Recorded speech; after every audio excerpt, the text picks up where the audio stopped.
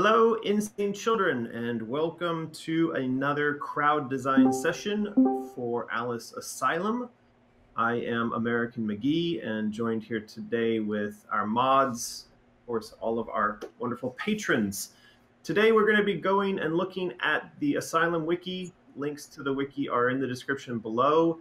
We're going to focus on the weapons section to start with, and we're going to talk about potential weapon ideas, how those weapons might work, and things related to weaponry in general. Do keep in mind that this is a very broad sort of high-level discussion. We aren't going to get down into the details of like exactly how many points of damage a particular weapon does. But if you have ideas related to the artistic presentation or the narrative presentation or sort of the general use or concepts for weapons, do please join in. All of our insane children are on Discord. If in the future you'd like to join us for a crowd design session, do go and become a patron. Links to Patreon are in the description below, and I think at $5 a month and above, you are granted access to our super secret underground hidden Discord server, and you can join these weekly crowd design discussions and get your ideas heard. That's it from me for right now. Anything from our mods before we get started? Hey everyone, nice to see you all again. Sorry I couldn't make it last time, but hope this one will be fun. And welcome everybody. This is a fourth time. This is going great. And I think I'm talking over Martin as usual, so yay. Got pesky delay. Well, all right. Well, let's jump into weapons. So we are looking at the Asylum Wiki over at AmericanMcGee.com. Link to that is in the description below for those of you who are watching this after the fact on YouTube. At the top of the weapons section, there is a discussion regarding the Nutcracker. And we do have artwork in previous posts, and you can find that on the wiki of a weapon, which is based off of a traditional Nutcracker, as in the German toy-like device that you put a nut into and then you crack it. If you've ever seen the ballet, you'll know also what a Nutcracker looks like. So there was a suggestion that we turn this into a weapon in the game. And so far we have sort of two ways that this weapon has been thought of to function. One is that you could actually fire it like a grenade launcher. The other was that you could set it on the ground or perhaps open up a box full of these guys, and then they would go into battle alongside you or on your behalf, or perhaps could be left somewhere like a turret. And then,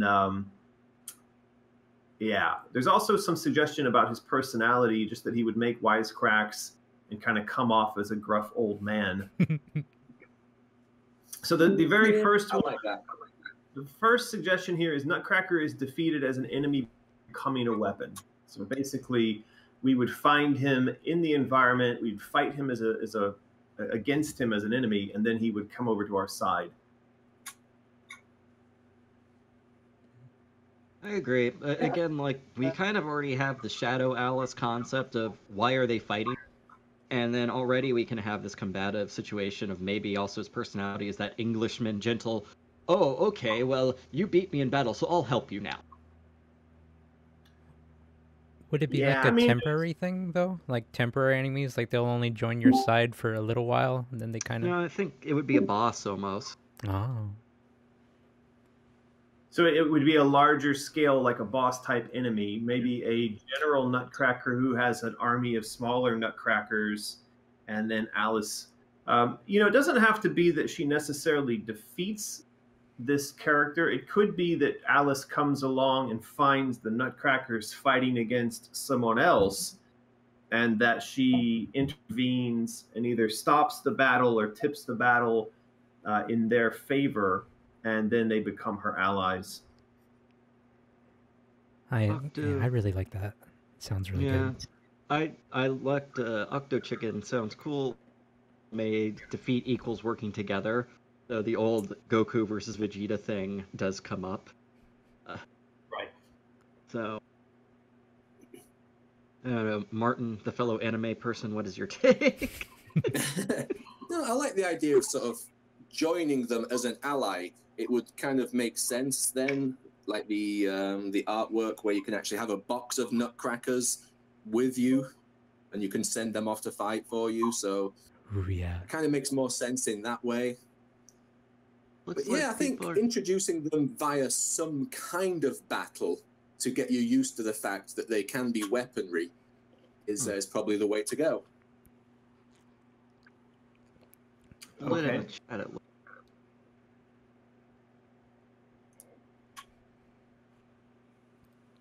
All right. Well, so the idea that they are defeated an enemy or they are encountered, at least in some sort of story way, I like quite a bit. It Yeah. would be probably in the denial area of the game because we have seen them in the artwork for denial. So I would suggest that we make sure we've inserted them into the denial section of the game, and then make a note next to them that we either defeat them in battle or we come upon them engaged in battle, and we jump in there, and then they become our friends as a result. All right, we'll take note of Yeah, that. sure. So I then, also like the idea of, we said that, one of them would be like your companion and doing wisecracks. I Yes. quite like that because at the time we were playing God of War, weren't we? And Boy. you have a wisecracking, chatty companion with you then, so sounds good. I want Well, them to be this is, just like that. Yeah. this is point number 2 and number 5 on the wiki. Is point number 2 is that the Nutcracker encourages Alice and warns her of impending danger. The next point number 5, was that he makes wisecracks when you put him away. So I think we have talked about this, that this is a character in the game, even though it's also a weapon. So in that sense, it's going to be quite unique because it's a weapon with a personality. And again, I think on the Nutcracker's page, we should, sort of create some slots there where we're going to discuss his standard lines and the kind of things we expect him to comment on. Obviously, he's not going to comment on everything, but he could be, maybe he's sort of, our battle coach. He's the one that's giving advice on strategy and enemies, approach to enemies. Whereas, we've got the rabbit plush with us. If he's got any sort of commentary, or the Cheshire Cat has commentary, those are going to be in different domains. The rabbit plush might comment on Alice's psychological state, and the Cheshire Cat just sort of gives broad, opaque feedback on her overall journey. Chicken Greg is saying, though, that the number 2 interrupts the impending danger does overlap with the goal idea that we've had in the past. But I think having him as kind of the combat vet, I see him as like the father from Jumanji, the old school, rifle, gentlemanly, as I said, hunter guy that, I'm helping you, Alice, and everything else. Yeah, that's good. And I mean, I see what Octo Chicken says here. We wouldn't want to overlap with the Skull Hollow Eve's warning system, and I think that's correct. So let's not overload the Nutcracker with also being a warning system. I think that having him, again, he is a soldier, so it would make sense that he comments on things related to soldiering, to battle, to fight, fighting and strategy. So he could be shouting maybe like helpful commands like, Alice, dodge now, or watch out for this, blah, blah, Yeah, that could make sense. And that's point 3. It says, point 3 says Nutcracker should shout demands to Alice like a general, since he is a soldier. Yes. Mm-hmm. Point I think that 4. should be balanced, though. Not everyone don't like hints straight away. I think it should be probably balanced so that if you're struggling or something, then he comes up with the ideas and hey, Alice, why not try it this way? Oh, that'd be Well, helpful. I think that's a really good point, Martin, and I think that needs to be written into the very high level guidance for the type of game we're making. And the type of game we're making is not one that nitpicks and handholds, because we all really are very annoyed by that. The type of game we're making is the sort where, through exploration and poking around, the player on their own should be able to suss out the mechanics of, or the best strategies for, most of the things that are going on in the game. And then we leave that sort of heavy-handed tutorial stuff off for quite a while, until we realize that the player just doesn't seem to be getting it. Does that sound right? A bit, Yeah. yeah. I mean, one other option might be just in the difficulty settings. In all honesty, use them for that. Have it where if it's a easier difficulty, you'll get more suggestions, more help, just beyond, normally how they do better power-ups, etc., etc. So it's easier. People want to be easier. They have that option instead of... That sounds right. So again, we will say that at the sort of standard or normal difficulty, it's our expectation that the things I just said about how we present the game would be true. But as you set the difficulty to be easier, perhaps this timer, or the limit for when the Nutcracker jumps in and gives you advice, that time is made shorter, and so you get advice more quickly. Yeah, sounds about right. I want to see if anyone has any points on chat. Have Martin voice the Nutcracker. Martin, are you good at Are you going to become a voice actor now? I'm not German, so You're not I German. don't know why I voiced the Nutcracker.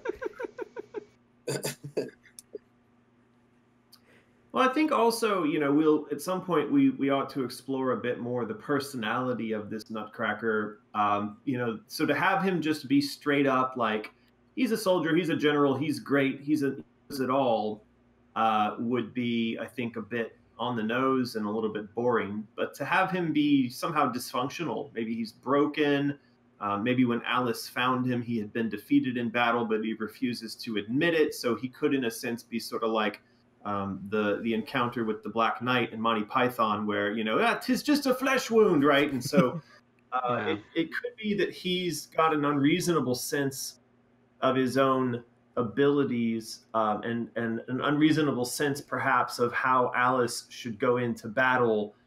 And it may be that we and Alice sort of laugh at him for always wanting to charge in without thinking first. And that could become a part of, his voice and who he is, which would make him maybe easier to deal with than just a straight up know-it-all who's telling you obvious things about how to get through the game.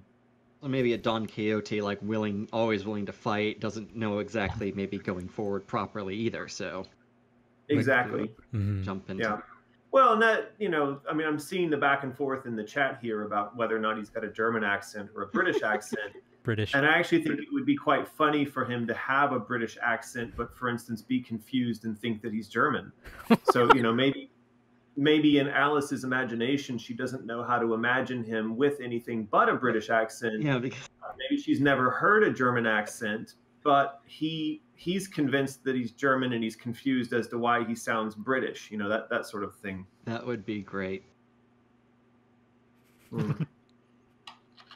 All right. Well, let's kind of put some of those notes down on his character sheet. So this is good because it helps us define a couple of facets of him as a tool, him as a guide or a tutor, and then also him as a character unto himself, and sort of his backstory and why he's important to Alice in her story.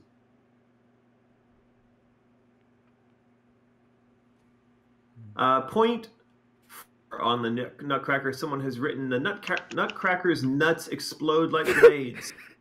That sounds painful. Much like the teapot cannon from Alice Madness Returns. This is a kind of specific design note for him as a weapon, and I get it. It's an idea where, the thing that he lobs has splash damage, and I think that probably makes sense. We can write that down as a starter, and then once we start implementing this in the game, we'll tune it and see how it turns out. I do like the idea of it. I was just thinking completely wrong on that, but I get what they mean though by the nutcracker shooting out nuts though. Yeah. I mean, this is going to be one of those things that in the development of the game we're going to laugh about, but in the final version of the game there will be no hint of this sort of juvenile humor. But yeah. That's yeah, not I to mean, say it's a not to say that nutcracker. What? yeah, exactly. Doesn't hurt to laugh about it in our design meetings, but obviously when it comes to When it comes to the it, yeah. final product, that's not going to be in there. Okay. So I think that's it for the Nutcracker, unless anybody in the chat has anything additional they want to add. Probably it. Okay. Well, I'll just move on, and then if any other Nutcracker jokes or comments come up, then we'll address those. There is one somebody's saying the real question is, do the nuts come out of his mouth? I think the answer to that would have to be yes. I mean, as a weapon, if you could imagine her firing him as a weapon on a traditional Nutcracker, there is a handle on the Nutcracker's back, which is attached to his jaw, and then of course you stick the nuts to be cracked in his mouth. So I think I don't think we would be changing that design. Of course, I know that the person who made that comment was also trying to elicit laughter, so probably well played.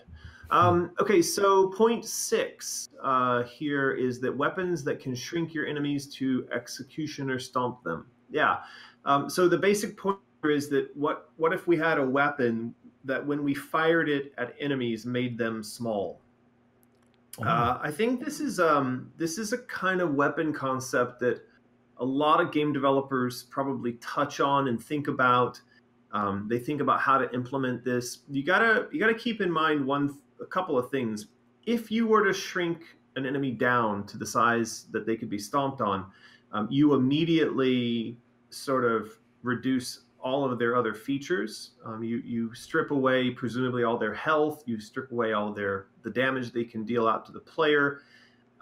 So it is a sort of mega weapon, and you then run into the problem that if the player takes this kind of shrink weapon into sort of a mini boss battle or a full-blown boss battle, then having to come up with an excuse for why they can't employ it at those sort of very critical moments on a critical enemy.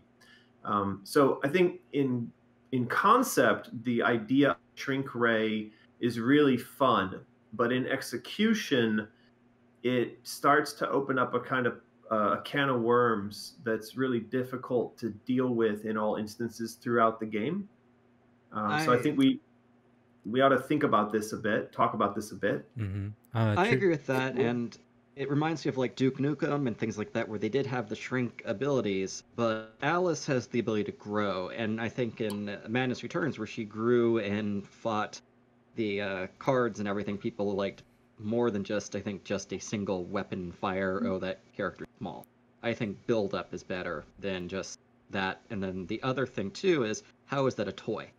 Because that's what the main kind of our weapons are focused on, being toys. Something that. Well, let me just make clear how and why the build up to the executioner stomp was what it was. We had to present that to you inside of a confined space, inside of a sandbox. And again, it goes back to what I just said about these sorts of concepts, this type of weapon concept being uber powerful to the point where if it were possible for the player to press a button and access this at any moment in the game, could essentially break the entire game. Or at least it could potentially break critical scenes in the game. So again, I go back to your example about what we did in Madness Returns actually being an example of how you give that sort of ability to the player, but only in a very limited sandbox, and you know exactly what the outcome is going to be, and you know when they're going to get big, and you know when they're going to go back to normal size, and you limit the experience. So in other words, it's a scripted experience. The idea presented here is that we have a weapon that allows us to access this presumably at any time. So how do you square that? How do you make that work? Well, if it's a deal with making sure bosses can't be shrunk, or mini bosses have it where it's a size limitation, where if it's so big, then well, they're not going to be able to go all the way down. Yeah, I was about to say that too. Truth Decay made it a point. He said that maybe during the game the ammo would be really limited, and it'd be hard to, not hard, but a little hard, difficult to find more of it. And then when you face a boss, well, Alice just probably couldn't use it. She's like, I can't use this now. It's too big. The enemy. But would you feel frustrated to have gone through a game collecting this special limited ammo necessary for this shrink ray, and then get into a boss arena, point it at the boss, fire it, and then see that it doesn't have any effect? Would you feel satisfied with that? Not really, It but would be very frustrating. for me, it'd come natural. This weapon would need so many caveats that it probably wouldn't be fun to just have it as a generic weapon that you use in the game. So think about it like I'm not sure. So think about it like this. One of the things that's brilliant about the game Portal is that it uses a type of weapon and interaction with physics that we don't see in other games. Well, it does it in a laboratory limited, very specially built environment with very specially built scenarios. The entire game has to be crafted around the implementation of a weapon that does things that in a normal game would completely destroy any other normal game, right? If you took a portal gun into any other Grand Theft Auto, whatever, you just win. You'd be a god, right? So I think the same problem exists in a situation where you present the player with a kind of a shrink ray. There's no way to defend against that. So now you're having to come up with a bunch of rules to try to limit when they can use it, and it'll come off feeling very frustrating to people to do that. True, I understand. Yeah, there's a lot of people. I mean, somebody is saying here, leave Alice to shrinking by herself. See, the thing that works about shrinking is that it actually puts Alice at a disadvantage. It makes her smaller. It doesn't make her invincible or more powerful. It actually reduces her, and it limits her abilities, but it also gives her access to something like crawling through a small space that doesn't necessarily break the entire game and presents itself in a way where we can build scenarios around that specifically in certain areas. So it's back to kind of being under our control as designers instead of giving the player unlimited control, via some sort of weapon. I like this dabbing. How do you access dabbing, Alice? Press colon and then just type in dab and it should pop up. Or if you hit the emoji face, you can just select it. Yeah, there it is. Well, for those of you listening or watching on YouTube, that is our orange dabbing Alice. And I love the controversy that was created by this. People got very upset. Don't put dabbing in the game. And they don't get that it's just a bit of a joke. Yep. Are we saying that dabbing should be an attack in the game? That would be hilarious. Well, it could be a taunt. Like idle. It could be idle animation of her just like, oh, okay. Just press up to dab, Just press up. Well, it's Smash Brothers. There are taunts. Yeah. People would be really upset. Yeah. So back to this question about this weapon that allows you to shrink your enemies. I think that there can be times where she might have access to something like we put a bit of cake in an area. The player, and again, that means that it's scripted. We know where the cake is, and she grabs the cake, and for a little while she's giant. She gets to step on stuff. It is satisfying. It is fun, and I do think we should have more of that. I just don't know that we want to make it a weapon that she can use at any time. So I think the question is, what do people say in the chat? Would you like it to be more scripted and where it's a once in a while fun thing, or should we try to play around with it and make it a little more restrictive? But in that, it looks like they're saying scripted. Like most people understand that it's going to have to be scripted. I mean, that's the case I'm trying to make, is that anything other than scripted, there are a lot of teams out there who've tried across multiple games to sort of solve this exact same type of problem. And I'm telling you, it's not easy to solve. And oftentimes, when you do solve it successfully, you end up with a game like Portal, which is built around an idea like this. Right. All right. Good. So let's say no to a weapon that can shrink your enemies. But we can put in there. So you would say this is like a money shot, or it's key selling. I can't remember what the marketing term for it is, but throughout your game, you've got little points where you're selling the concept of the game. And a lot of times that is done in scripted moments. So I would say that we could have a page that lists out those sort of those sort of wish fulfillment moments that really say Alice in Wonderland to us. And on that page should be, we'd like to have a section where Alice can grow and or she can shrink her enemies and she can stomp them. We like that. I think we all like that. We just have to be careful how we implement it. Mm-hmm. Yeah, definitely.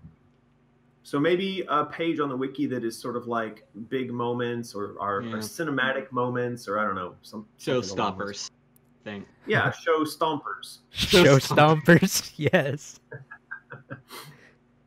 Okay. Moving on to point 7, someone suggests having Russian nesting dolls which act as grenades. The smaller the dolls get, the bigger the explosions.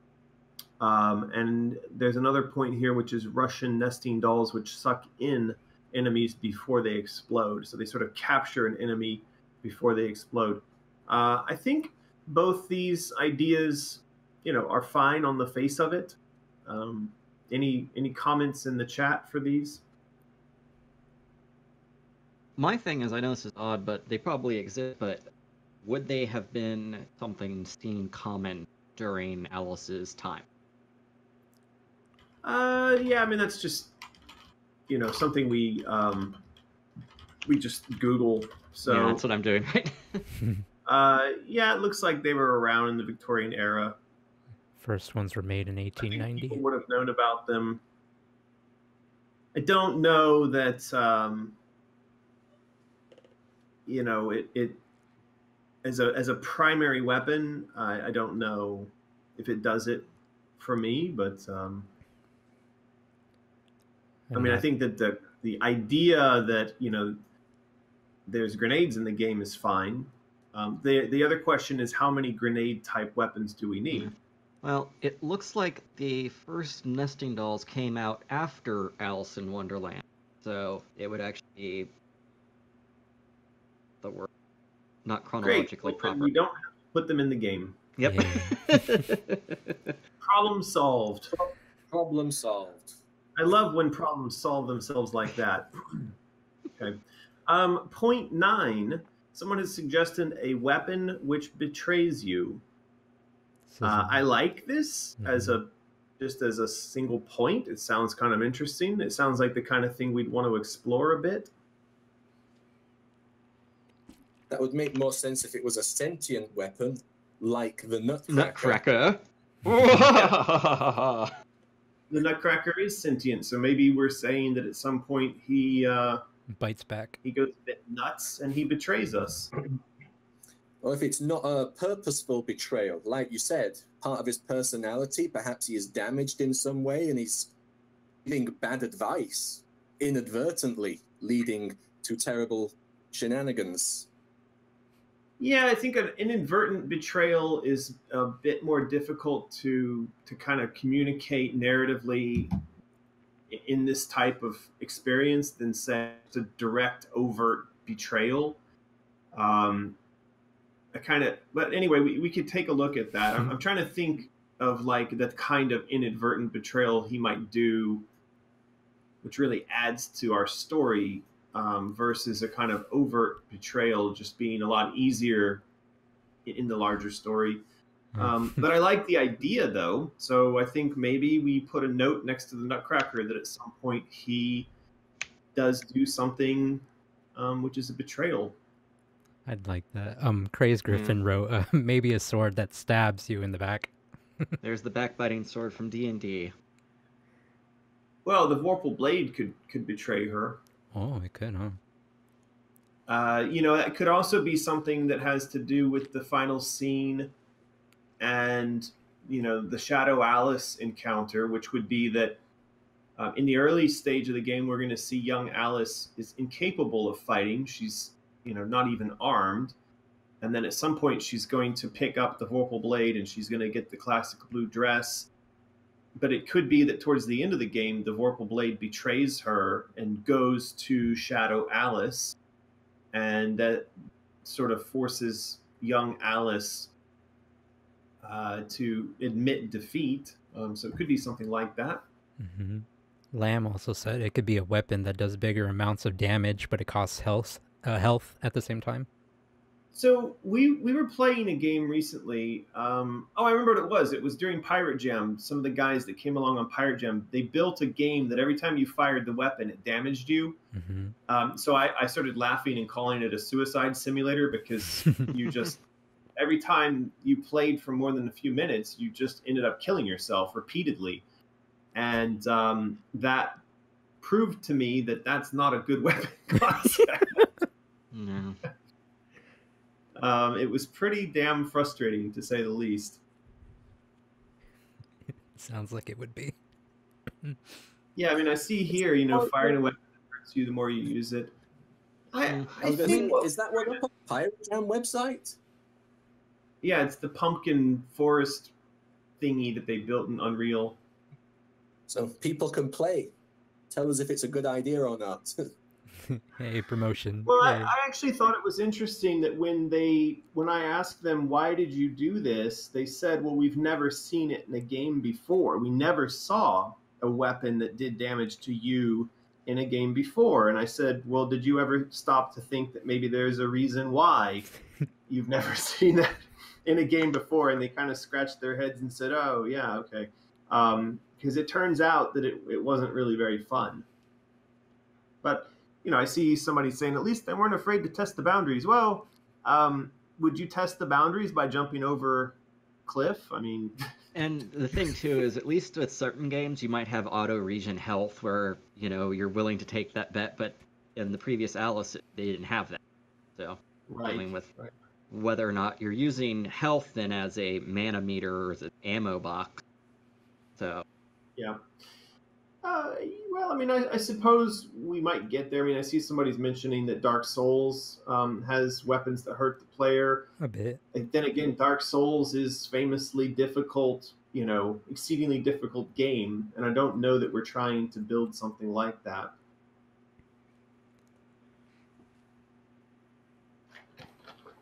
I'd rather just leave that off for now. I think if we talk about the weapon that betrays you, we might just do it from a narrative perspective. Mm-hmm. So, moving on. Point 10, a Wawa doll that wound up to explode, much like the Clockwork Rabbit from Madness Returns. I liked the Clockwork Rabbit a lot. I thought it was the type of weapon and / tool that we really like because it had multiple uses. Whether or not the form of the new thing is a Wawa doll, I don't know. I'd like maybe to try to have it be more in theme with the Alice universe. Does anybody have any other ideas or comments on this? What specifically is a Wawa doll? That's what I was going to ask. It's a gas station down in Florida. I mean, wait. What? There are gas stations called Wawa out here. Are there? What I think they're saying is like the traditional doll that goes wah, wah, wah on a string and things like that. There's usually a string that you pull on the back of it. I think that's probably what they're referring to. Really sure. And the question is Makes whether or not sense. that still fits in timeline. So Yeah, again, I don't know that we want that we're so kind of in need of a package for something, which basically what we're describing here is a timed bomb. yeah. And I think that what we'll end up with for these might be something like a Jack in the Box that would fit more into our theme, or it might be like the Clockwork Rabbit makes a comeback. All of those things fit our theme, and I don't know that a Wawa doll necessarily does. I mean, we have, in fact, we're talking about the music box. So there might be a music box that opens up as a weight to it or whatever, so we can use those as tools that could do the same function as a doll. But as you said, I think getting away from a time bomb is important. Yeah. Well, the Alex is working on Jack in the Box and Candy and a couple of other bits of art around this. So I would suggest we just wait and see what he comes up with, and then those will probably fill in the. Another thing that we might want to think about is having a weapons page, and on the weapons page, we list out the basic types of weapons that we feel a game of this sort requires. So it's always been, in my mind, that we're sort of following in the footsteps of the classic FPS games, meaning that we have something that is akin to a pistol, we have something that's similar to a shotgun, we have something similar to a machine gun, there's something like a rocket launcher, there's something like a grenade thrower, and maybe there's something like a flamethrower or a grenade. And so if we list out those slots of things that we like, of the traditional weapons, and of course the melee weapon, so a fist punch, or in her case, she's got the knife. If we list out those slots, then we can fill those in. We already probably have a fair number of those slots filled in. And then all we need is artwork and some design thoughts on them.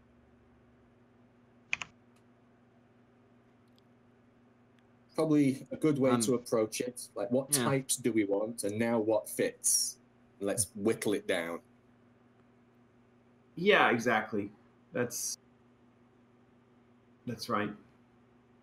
So let's fill out that page with the weapon types that we like, and that could be something we talk about, we circle back to and talk about later on. What are the weapon types that we want and why? What do we feel was missing from previous games? Or what do we feel wasn't properly balanced or could have been better in the previous games?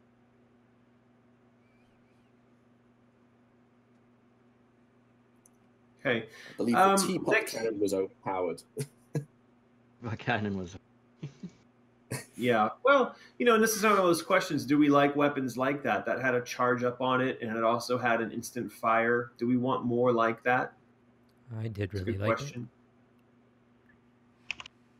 I don't know. I think I like weapons that do play with the cost, the use of anything that's a cost-benefit ratio. Could I power this up and maybe take damage before it goes off, or, figuring out what the best way to use it, but it is balanced. All that. Right. And then there's going to be some that say they like a much more run-and-gun style of gameplay. So for me personally, I like being able to just run into a room and lay waste to lots of enemies, machine gun rocket launcher style. I think everybody's got a sort of slightly different way that they like to play. And it's not wrong that we would have weapons that work in both ways. It then is our responsibility to present the player with a number of different scenarios that require leveraging the weapons in different and sort of unique ways.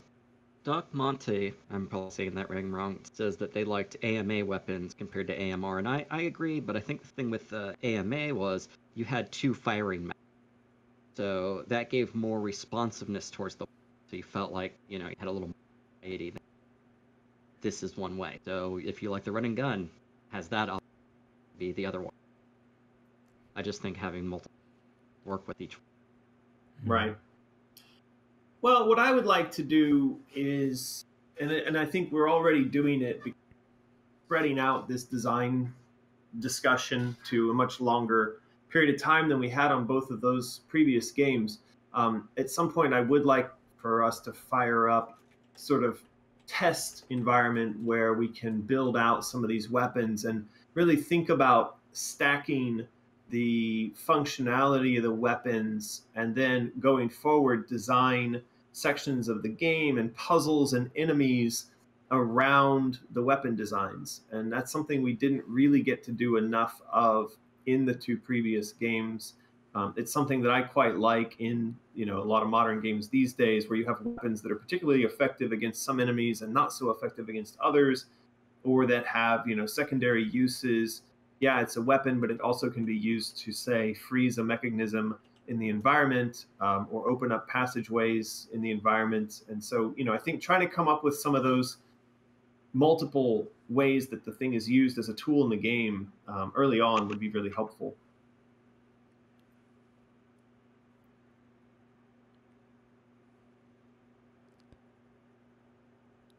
All right.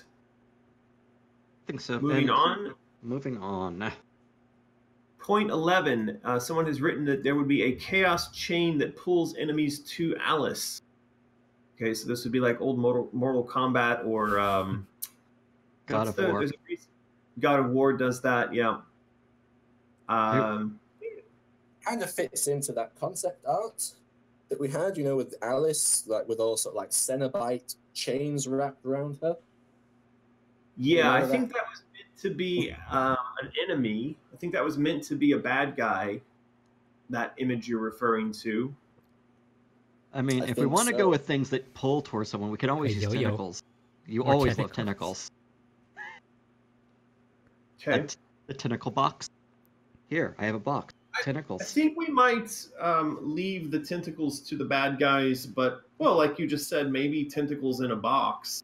A jack-in-the-box that's filled with tentacles, you throw it out, and then it pulls enemies towards it and blows up. That could be quite fun. Yeah. One of Joey's music box pictures did have tentacles. That's...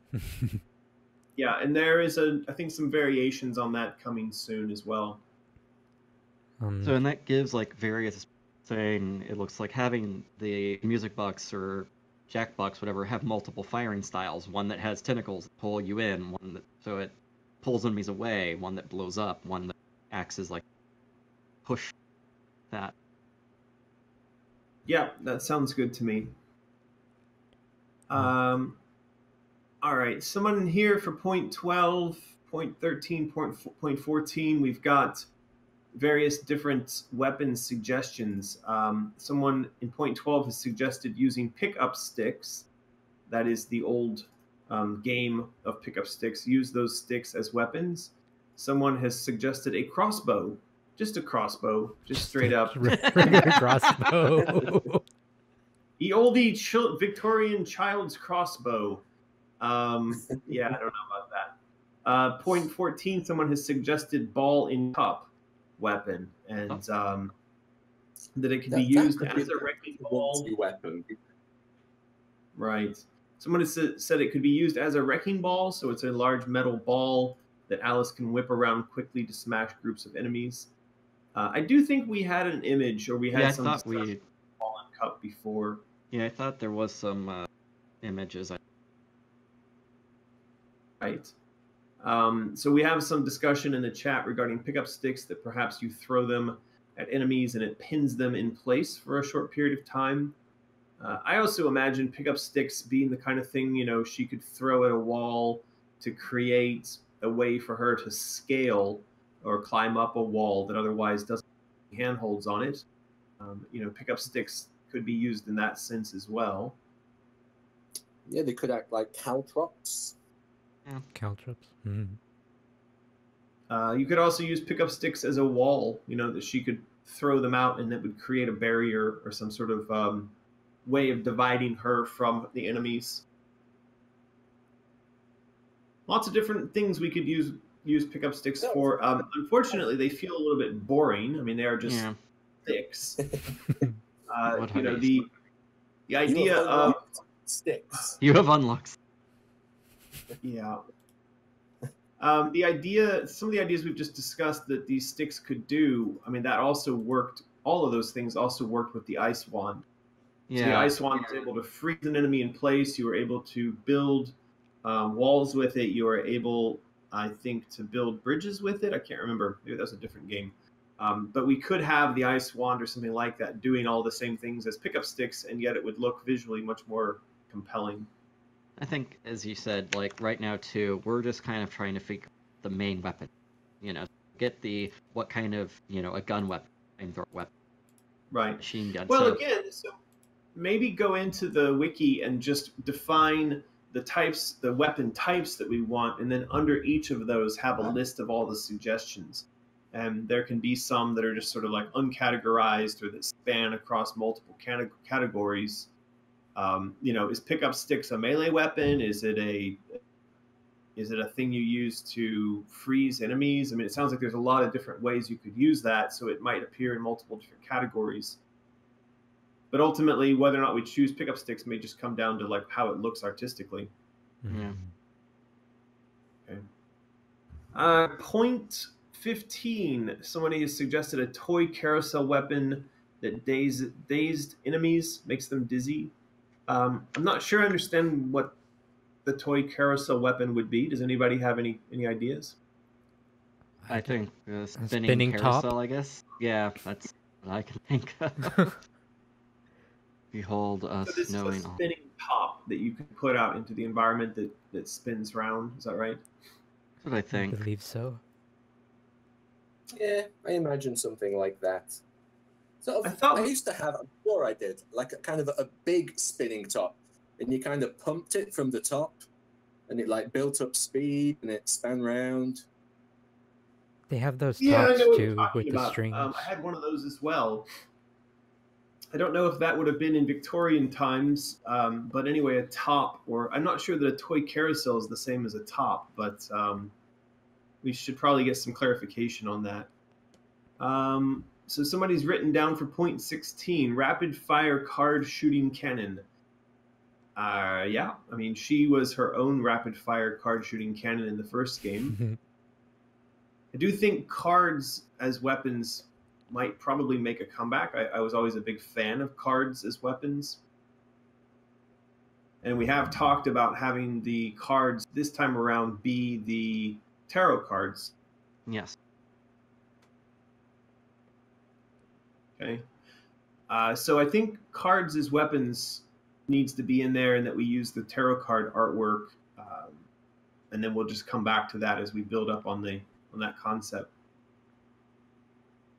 Someone's written here jacks and marbles. Now we did have jacks and we had dice in the first game. I think that in a modern we might have fun with those, in that the animations could respond better to sort of slipping and falling on jacks or marbles. Yeah, with the physics and everything, you could definitely have some fun with it. Right.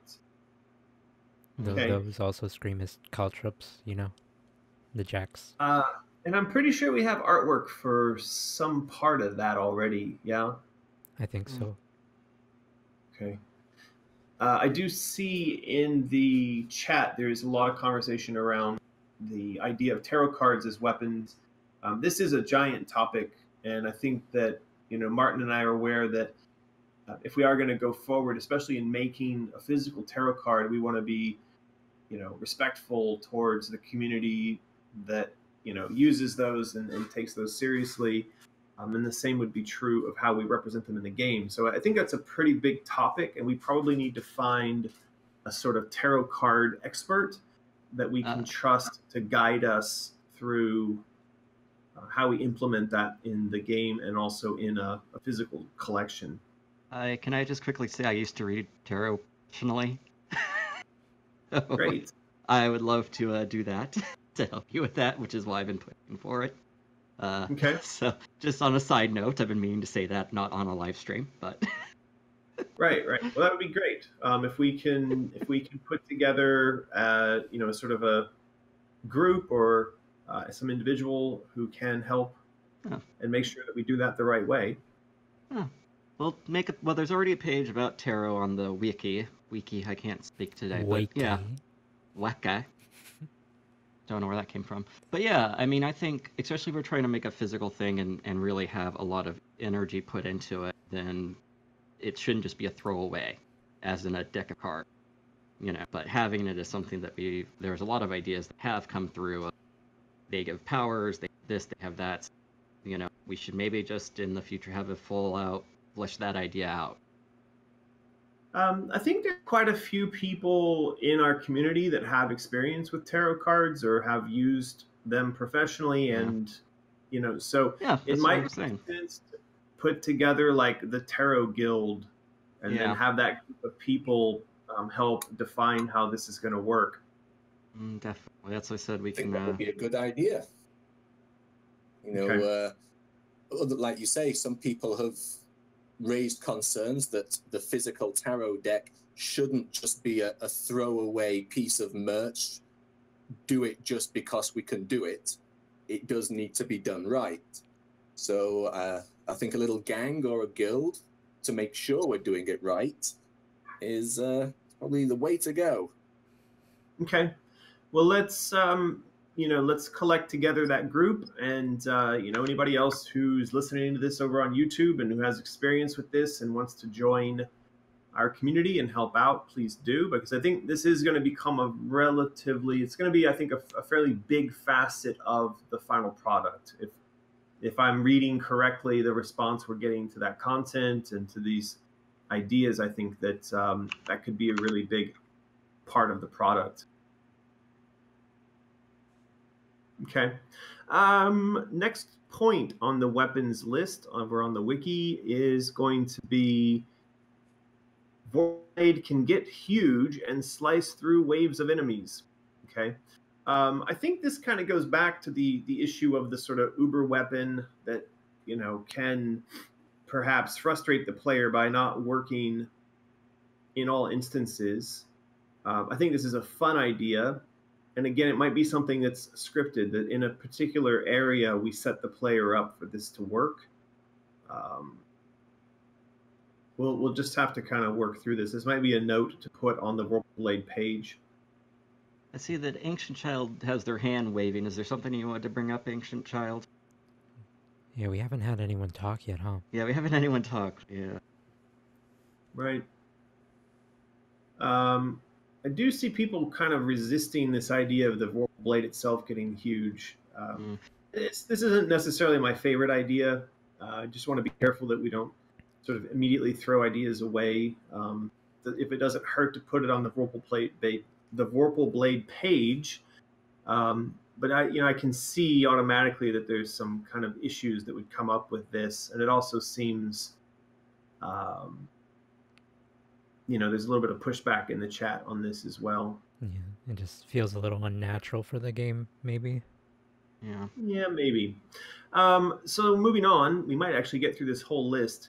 We keep pushing through here. Point 20, enemies drop weapon enhancement. For example, the Dollipede drops arms that increase grip and raise attack. So the Dollipede, for those who haven't seen it, it is a nightmare contraption conglomeration of doll parts and insect bits. There's actually a whole collection of enemies that are built in this fashion that Joey did some artwork for. I think those are on the wiki as well. We have talked about those doll enemies being able to assemble themselves from bits that are laying about. So that means that they could essentially be constructing themselves and trying to move about, and maybe not always successful in the way that they build themselves. The idea that Alice would pick up enhancements from them, I don't think we're going to go that route, because we've already talked about there being elements in the world, perhaps bottled up emotions, for example, that Alice would use and collect in order to power up various points on her attack or her defense or things like that. Yeah, unless anybody else has got any points on this. And there's also the patches, things like that. So there's been plenty of options for power-ups through the game. Yeah, exactly. Yeah. Yeah, we don't want to overdo it. 21, weapons could have vacuum attachments. An example here is can switch the blade of the Vorpal Blade. I think by vacuum attachments, they mean like the ability to swap out effects of it, which again would be like adding abilities or decay's your creep. Sorry, saw that. Well, again, I think that, we've already said we're going to work towards, say, for instance, we want to boost up the attack value of our weapons. there's going to be a system that does that by collecting emotions and then using that or spending those emotions or some form of thing like that, as opposed to, you know, you run around in the game and, hey, here's a new attachment for your Vorpal Blade. The other issue I would have with this is that, you know, for instance, the example of Vorpal Blade, the Vorpal Blade is a very iconic thing, and if we establish in this game that it suddenly has attachments, my question would then be, well, why doesn't it have attachments in later games, or why are we messing with such an iconic weapon? And that's a good point. Craze Griffin said the same thing. I also think we need to be all of these comments about power-ups. We spoke about this quite a while ago, that I think games with too many advancement systems and power-up systems, they can be quite overwhelming, especially when you first start. It's like, collect patches to do this, but then you can reinforce the patches with tarot cards. And don't forget to pump it up with your emotion elements as well. Yeah, and like and subscribe on Facebook. Well, we want to avoid that. Again, that's why I think that there ought to be some high-level statement at the top of our design wiki that makes this vision very clear, that the game is not going to fall victim to that kind of multiple layers of powering up and collecting, right? Because I think we all agree that we want to avoid that. Yeah, simple yet fun. Kiss, keep it simple, stupid. Point 22, Alice can use the Chaos Necklace as a weapon, such as like Brass Knuckle or like a Ninja Star. I would say that if she is using it like a weapon, I'd rather see it employed in some more magical kind of function, not just like used to whack and hit things, you know. So there's a lot of symbology wrapped up in it, and I'd rather see it kind of powering up and then it unleashes some sort of very interesting magical attack, opposed to just hitting someone over the head with it. I mean, it could be linked to the hysteria or whatever, rage meter, things like that, where it appears kind of icon. Right. Yeah. Just don't. But you know, yeah, let's create a page for the Chaos weapon, or the Chaos necklace, and then we can throw some notes in there. Point 23, a yo-yo weapon that can wrap around enemies and throw them, or can be pulled tight to slice enemies in half. Yeah, I think we have some pictures of a yo-yo weapon, and I think it looked quite interesting. Taking a... Yeah. Point 24, pre-ordering the game or purchasing a rabbit plushie, you receive a code to unlock one in-game as bonus DLC weapon that can be used to smash your enemies with. Yeah, we wrote that because we didn't. That was before you started the whole plushie dress idea. We were trying to figure out how to like promote the bunny plush. Oh, I see. Yeah, but I think as we saw, one of the big things of, you know, pushback was don't link this acquiring the physical rabbit with something that gives players a really strong advantage in game that other players will be jealous of. Right. Yeah. Yeah. So I think this might affects gameplay. Dresses is fair game, but stuff that changes the game, that's a tricky old slidey slope. Right. Yeah. Well, and while we're here and we're on that subject, I think we have fairly well wrapped up the concept now. In the most recent update that I made to the post over on Patreon about this, we do have what I think is probably the final rendering, or a semi-final rendering of the plush dress from Omri. So this is not the onesie outfit. This is actually the dress that is the rabbit dress, and that you would get as that sort of DLC. And I think working with the community, we decided that you would get you'd get early access to that dress, meaning that perhaps for the first couple months or the first year of the game being in the market, the only people who would have that in game would be people who had the collector set, the plush rabbit collector set. But that at some point it'll unlock so that other people can acquire it either by playing or by purchasing it or something along those lines. So think Yeah, that solved it, and everybody's pretty happy about that now, I hope. That's I pretty am. standard. I mean, Yeah. I have plenty of collectibles from various games or various games have it where you buy a physical thing, it's a 3 or 90-day, limited time until we'll get it. Right. I do see somebody in the chat has said, please make the onesie a real viable product in real life. And yeah, I desperately want to do this. I think that the rabbit onesie as a real product would be amazing. So we will look at doing that. It'll be one of our first bits of merchandise, perhaps, once we get to a place where we're able to do that. I'd even buy an orange onesie. Yes. Make the Cheeto one. There you go. So I think that's about it. We actually got to the end of the weapon community suggestions. So perhaps we can kind of clean those up a bit on this page and then make wiki pages for those ideas with the notes from today's conversation. All right. Doing that now. And we'll come back again next week and continue down this list. So for those of you who are listening or watching on YouTube, again, this has been a crowd design session for Alice Asylum. We are powering all this through Patreon, and there is, as of right now, which is January 22nd, 2019, a promotion going on whereby you can get this White Rabbit plush collector set when we hit 3,222 patrons. We just passed 3,000 patrons, so we're very close to unlocking this goal. So please do hit the links in the description below and head over and check that out and become a patron, and then you can join us for the next time that we do a design session. And there is somebody ringing my doorbell, so I have to go. Go. All right, talk to you guys later. Well, thank you very much.